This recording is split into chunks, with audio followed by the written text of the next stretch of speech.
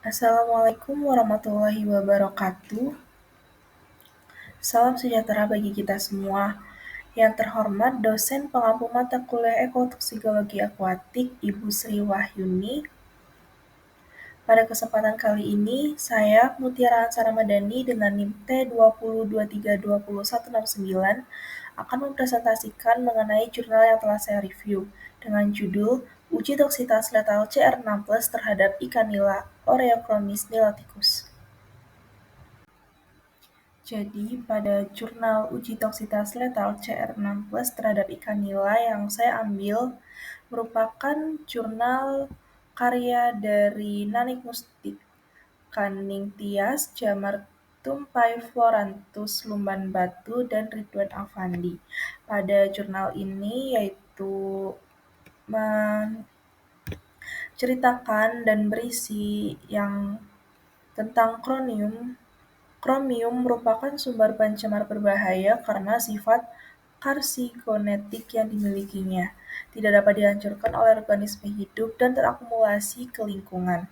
Tujuan dari penelitian ini adalah untuk mengetahui nilai LC 90-96 jam CR6+ terhadap biota uji. Biota uji yang digunakan adalah ikan nila Oreochromis niloticus, dikarenakan biota uji dapat mewakili keadaan lingkungan sebenarnya.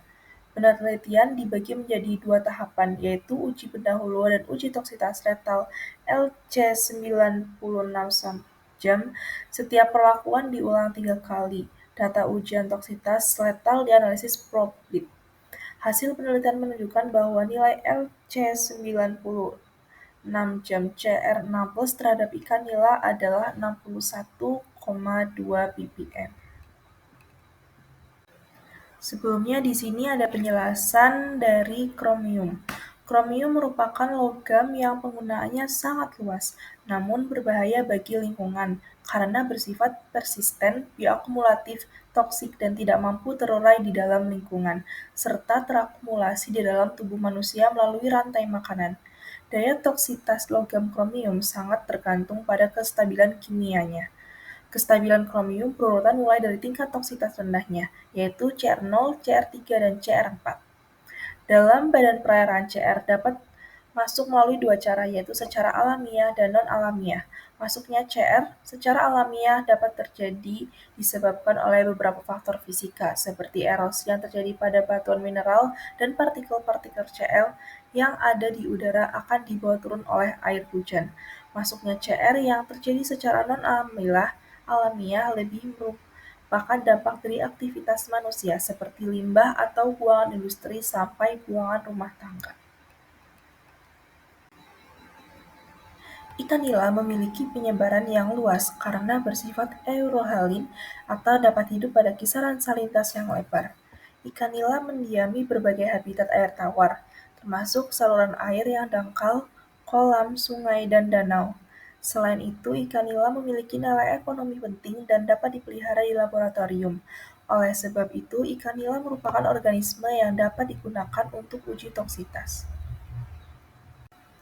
Metode dan rancangan dari percobaan ini yang digunakan yaitu metode eksperimental. Penelitian dibagi menjadi dua tahapan, yaitu uji pendahuluan dan uji toksitas letal. Penelitian ini menggunakan ikan nila dengan panjang 10 kali 13 cm. Penggunaan K2CR207 dilakukan dengan cara mengencerkan K2CR207 dengan konsentrasi yang telah ditentukan dengan air sebanyak 1 liter. Setelah larut campuran K2CR207 dimasukkan ke dalam media uji yang akan digunakan dan diaduk hingga merata ke dalam 40 liter air. Setiap perlakuan diulang 3 kali. Pada parameter penelitian, pada uji toksitas letal, parameter utama yang diamati adalah presentasi kematian ikan selama 96 jam. Parameter pendukung yang diamati yaitu suhu, pH, dan oksigen terlarut. Uji pendahuluan ini bertujuan untuk memperkirakan kisaran konsentrasi ambang batas bawah dan atas CR yang akan digunakan pada uji definitif. Tahap uji ini menggunakan 6 perlakuan selama 2 hari atau 48 jam. Uji pendahuluan dilakukan dengan cara menyediakan 18 akuarium, masing-masing diisi 40 liter media uji campuran konsentrasi K2CR207 dengan air. Padat penebaran pada masing-masing akuarium adalah 10 ekor hewan uji. Pengamatan mortalitas hewan uji dilakukan pada periode waktu penendahan 24 dan 48 jam. Uji toksitas letal tahap ini dipergunakan untuk menentukan toksitas CR. Langkah yang dilakukan adalah disediakan sebanyak 18 akuarium dan 180 ekor uji dibagi menjadi 6 perlakuan. Setiap perlakuan diulang 3 kali, masing-masing perlakuan terdiri dari 10 ekor.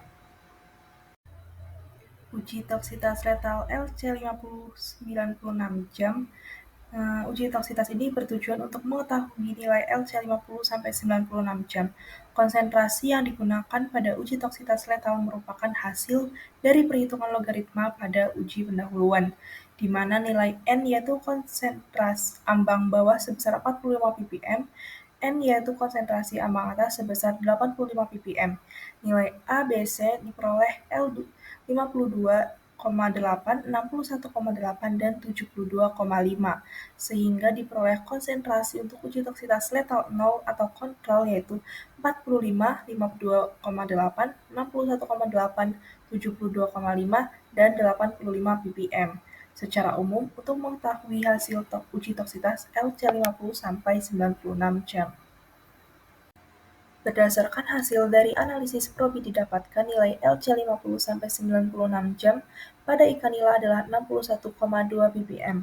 Artinya pada konsentrasi 61,2 ppm, CR6 plus dapatkan kematian 50% hewan uji dalam waktu pemaparan 9 jam. ISO 1982 menyatakan apabila nilai LC50 sampai 96 jam berkisar 10 kali 100 ppm, maka bahan racun tersebut digolongkan dalam daya racun yang sedang, sehingga dalam penelitian ini CR6 plus digolongkan ke dalam kategori racun yang sedang atau medium toksik. Kesimpulan dari penelitian ini yaitu nilai toksitas letal LC50 sampai 96 jam CR6 plus pada ikan nila Oreochromis niloticus yaitu sebesar 61,2 ppm yang dapat dikategorikan ke dalam golongan dengan daya racun yang sedang atau medium toksik. Ikan nila yang telah terpapar logam kromium akan membahayakan kesehatan bagi manusia yang mengkonsumsinya.